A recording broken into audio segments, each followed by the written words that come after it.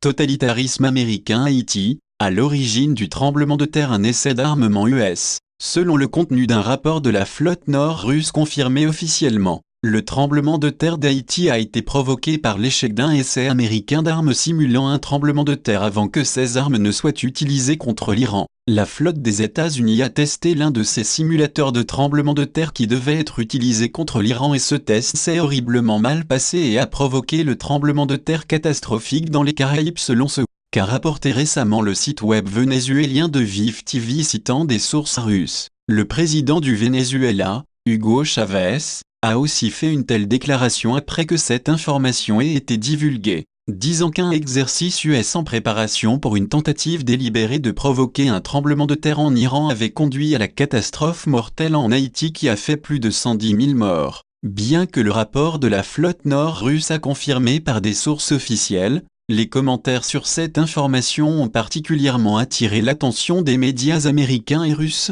dont Fox News et Russia Today. Russia Today a rapporté que Moscou avait aussi été accusé de posséder et d'avoir utilisé des armes identiques. Selon Vive TV, le rapport russe non confirmé dit que ce mois-ci les US ont effectué un essai identique dans l'océan Pacifique, qui a également provoqué un tremblement de terre de 6,5 dans une zone près de la ville d'Eureka, en Californie. Le tremblement de terre de Californie n'a fait aucun mort ni aucun blessé mais de nombreux bâtiments ont été endommagés. Le site internet d'information vénézuélien a dit que le rapport parlait également de la possibilité que la flotte US pourrait avoir eu une connaissance totale des dégâts que cet essai pouvait causer. Le rapport émet aussi l'hypothèse que sachant cela l'armée US aurait prépositionné le vice-commandant du commandement sud-US, le général P. Kakehan, sur l'île pour qu'il puisse superviser les opérations d'aide si nécessaire. Selon ce rapport, le but ultime de ces essais d'armes simulatrices de tremblements de terre c'est de provoquer toute une série de tremblements de terre mortels en Iran pour renverser l'actuel régime islamique dans le pays.